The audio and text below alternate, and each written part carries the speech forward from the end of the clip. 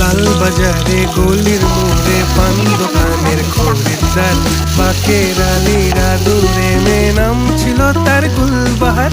লাল বাজারে গলির মোড়ে পান দোকানের খরিদ্দার, বাকের আলীরা দূরে নাম